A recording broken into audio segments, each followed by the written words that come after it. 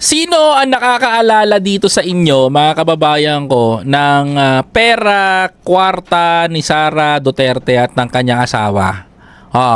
Sino nakakaalala dito, mga kababayan ko? Kasi marami po sa inyo, mga kababayan, na hindi ho nakakaalam kung ano nga ba, mga kapatid, ang tinatago ni Sara Duterte. Kasi meron itong mga naratibo na nagsasabi, mga kababayan, na ito daw hong pera na kinita daw ho ni Sara Duterte, mga kapatid, ay isa daw ito sa mga negosyo nilang mag-asawa. Sa makatuwid, mga kababayan ko, we are talking about the 6.7 billion pesos na issue ngayon sa pera ng mag-asawa. At higit sa lahat, mga kababayan, bakit? Ang katanong-tanungan ng mga nagdudunong-dunungan ng mga buki ng ina, mga DDS. 'Di ba? Pero naman daw na mag-asawa yan. Pero ang tanong ng mga ordinaryong Pilipino, paano nagkaroon ng pera si Sara at si Mans Carpio ng 6.7 billion pesos? Yun ang tanong ko. That's the million-dollar question kung bakit nagkaroon ng ganyang pera itong si Sara Duterte at si Mans Carpio. Ilang beses ko na nga bang sinasabi sa vlog ko na kung si Henry C. ay merong SM, merong SMDC Condo, napakaraming supermarket sa buong Pilipinas at 10 billion ang kinita niya, pahirap ang pakunin. Kasi bakit, mga kababayan ko, kailangan niya muna magkaroon ng maraming grocery store sa buong Pilipinas. Pero wag ka, itong si Sara Duterte at ang kanyang asawa na nagkaroon ng 6.7 billion na ang tanging negosyo lang naman nila, mga kababayan ko, alam niyo kung ano? Show my house na nakadeclare sa kanilang salin. Aba, matindi. Ano kayang mga natanggap pa nito? Ano pa kayang mga kita ng pamilya na to?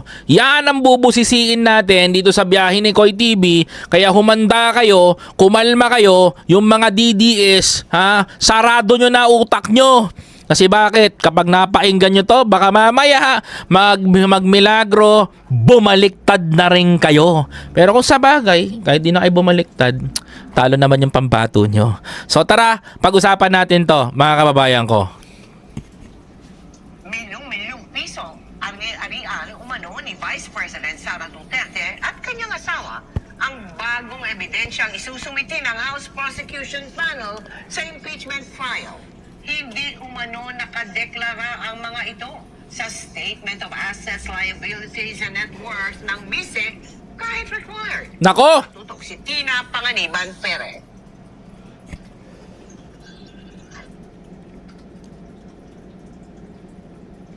Nako, mga kababayan, narinig nyo ba yung sinabi sa balita, mga kapatid?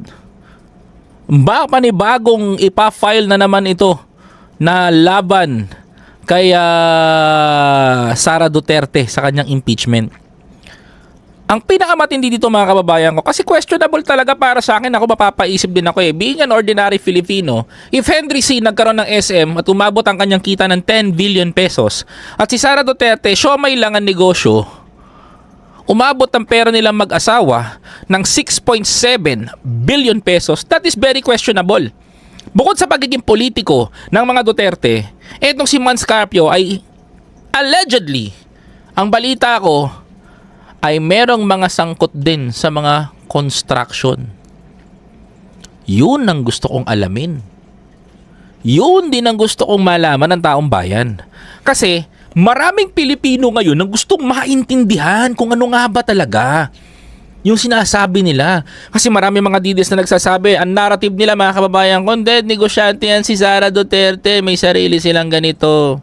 Hindi, negosyante yung asawa niya kasi ganito, ganyan. Pero natuklasan ko, mga kababayan ko, di umano na itong asawa ni Sara Duterte ay isang kontraktor. Bukod sa pagiging kontraktor, mga kababayan ko, ay sangkot din ito, mga kababayan ko, sa pagiging importer. Ayan ang malalaman natin. Yan ang maiintindihan nyo. At bukod doon, mga kababayan ko, sa pagdating ng Senate hearing, dito na tayo magkakaalaman. Tama ho kayo.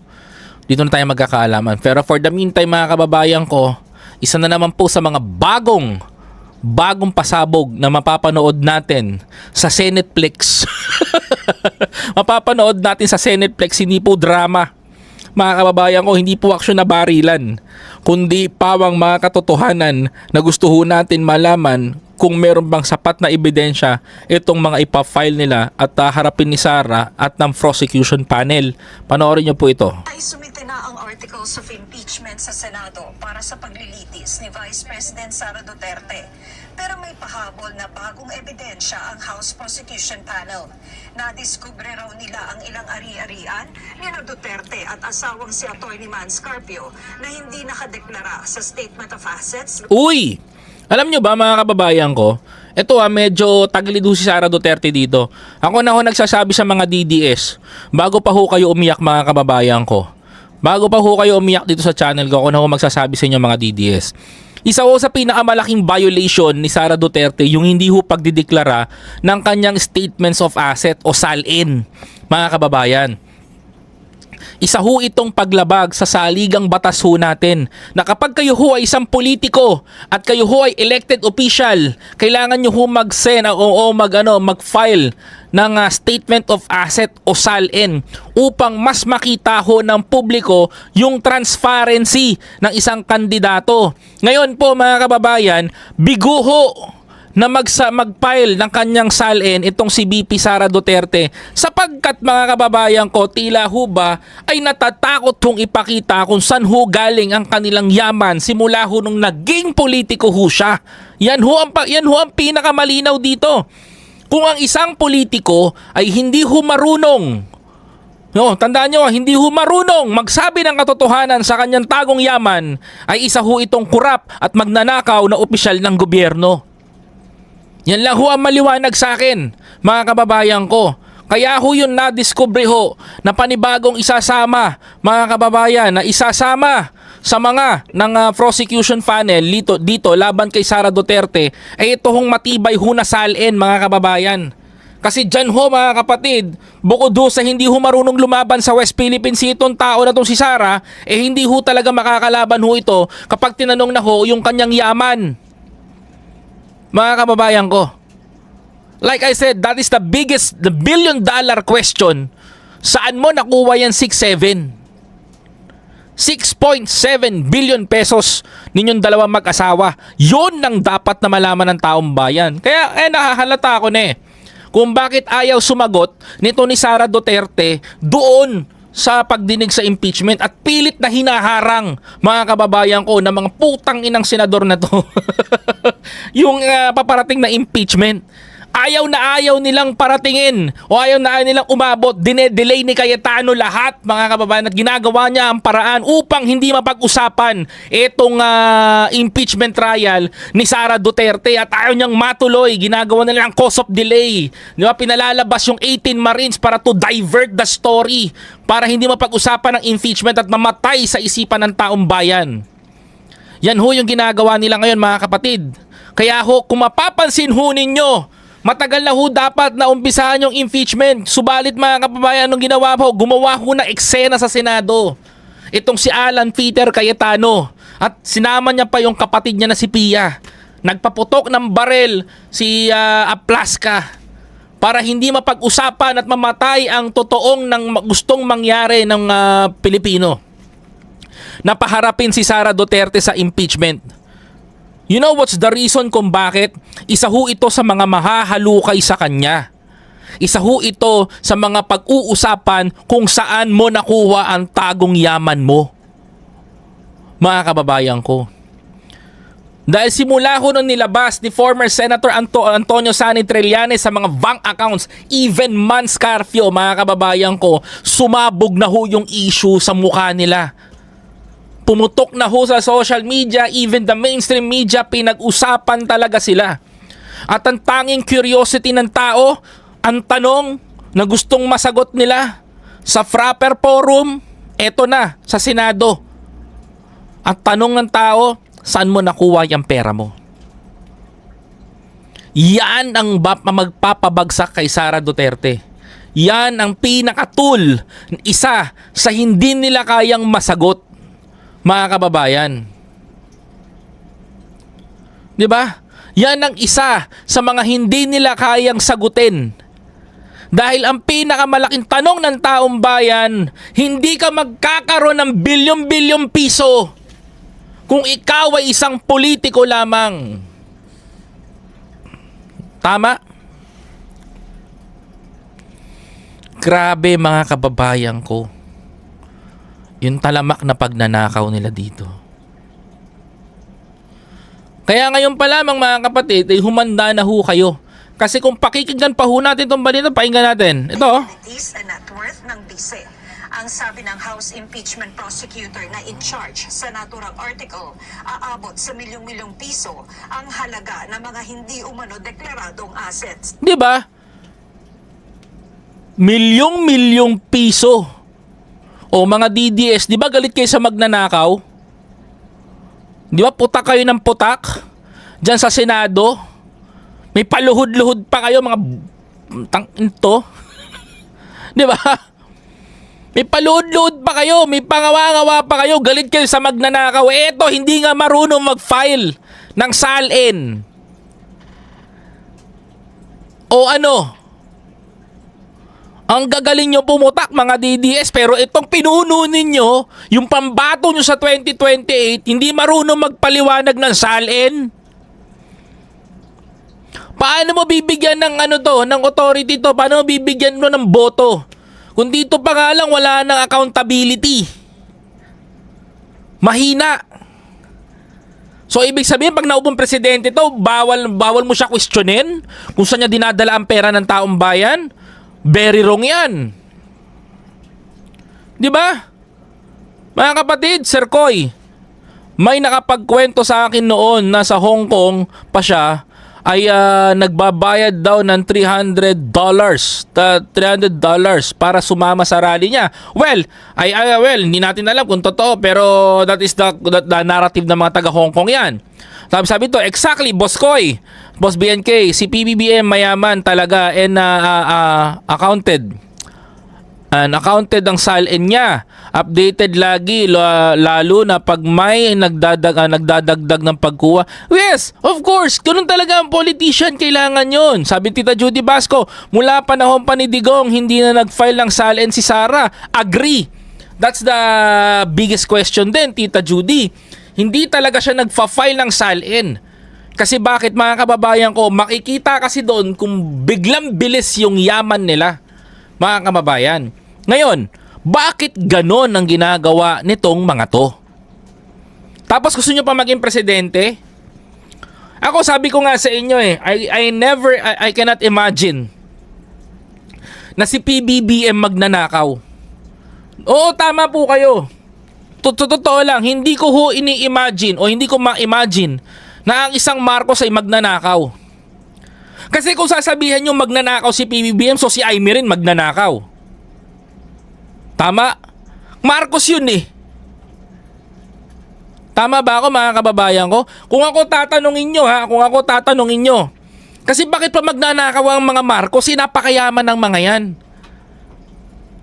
Kung hindi nga ako magkakamali, kung totoo nga yung balita ko, allegedly, ang pamilya Marcos ay stakeholder din ng FAL, ng Philippine Airline. May mga businesses yan, mga kapatid. Alam mo, even President Donald Trump, who is the most richest man in the world, alam niya kung sino. It's President Bongbong Marcos and the late President Ferdinand Edralin Marcos. Well, that's true.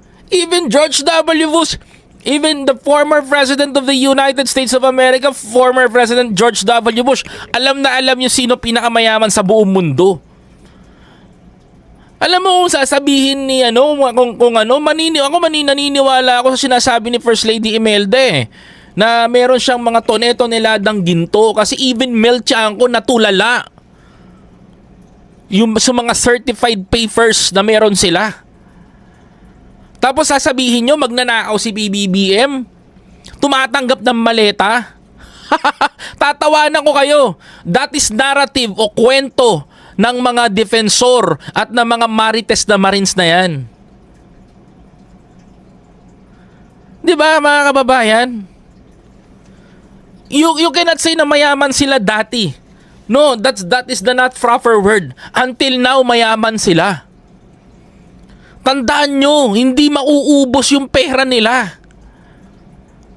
Kahit sa kaapu-apuhan pa ng pinakaapo ni Sandro. Totoo yan. Pero tong mga Duterte, titignan mo saan ba nang galing? Oh, mapapaisip kayo? Matagal lang mayaman ang mga Marcos, hampas lupa talaga noon pa ang mga Duterte. Tatak nyo sa isip nyo yan, mga kababayan ko. Paninindigan ko yan.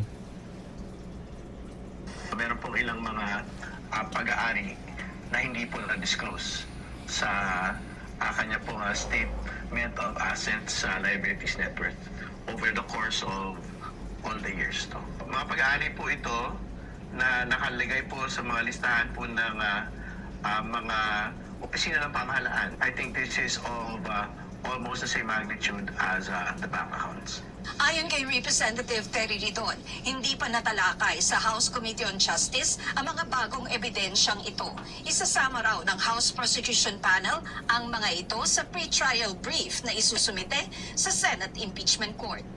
Hindi nagbigay ng detalye si Ridon kung ano itong mga assets na kanilang nakita.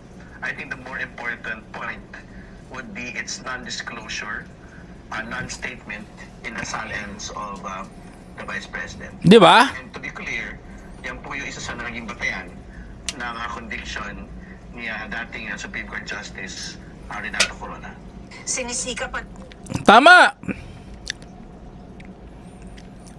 Kung si dating Supreme Court Chief Justice Renato Corona ay hinatulan sa ganon, dapat si Sara Duterte rin hatulan sa ganon. Di ba? Kaya takot na takot ho itong si Duterte na humarap ho dyan sa impeachment trial eh. So totoo lang, takot na takot ho. Nanginginig pa ho. Nanginginig pa at naiihi pa ho sa panty niya kapag pinag-uusapan ho yung impeachment. Kasi bakit? Yan mga yan ang itatanong sa kanila at sa kanya. That's the $1 million question. Saan mo nakuha yung pera mo? Di ba, mga kababayan? Tandaan nyo, kapag ang isang politiko yumayaman ng walang negosyo at politiko lang, mag-isip-isip kayo, magkano lang ang sahod ng pagiging politiko sa Pilipinas.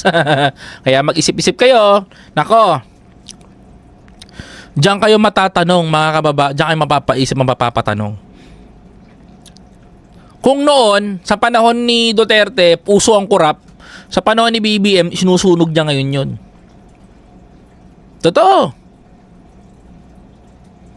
Kaya ho lahat ng mga kurap at magnanakaw, umanda na ho kayo. Meron ho kayong kalalagyan kay Presidente Bongbong Marcos. Na-tsempo lang na nauna sa listahan itong vice-presidente. Bakit? Para hindi na ho pamarisa ng mga susunod pang mga opisyal sa bansa natin. Mahiya namang kayo. Yun ang pinakamagandang salita doon. aming kuna ng reaksyon dito ang kampo ng bise. Sabi ni Ridon, ipapa-authenticate nila ang mga ari-arian at kanilang ipapasapina ang mga individual na may kinalaman sa mga transaksyon. Tama! Pero pwede pa bang tanggapin ng Senate Impeachment Court ang bagong impormasyong ito? You cannot preempt the ruling of the impeachment court, no? But under the rules of court and under the pre-trial order, notice of pre-trial issued by the Senate Impeachment Court, when the Chandran-led Senate Impeachment Court, this is allowed. Hinihinga namin ng komento dito ang Senado. Tina Panganiban Perez, nakatutok, 24 oras. Ayan, napainggan nyo na. Ano masasabi nyo? Sige nga. Ano masasabi nyo? Napakinggan nyo na yung ibig sabihin at gustong malaman ng taong bayan. So isa lang para sa akin to, mga kababayan ko, bago po ako magtapos sa mga kababayan natin. Isa lang po. Sa panahon po natin ngayon, mga kababayan ko, maganda na po na wais. Mas mautak tayong mga Pilipino. Kasi tandaan ho ninyo, sa laban ho na to, tayo ho ang ninanakawan, tayo ho ang nawawalan, tayo ho ang pinahihirapan.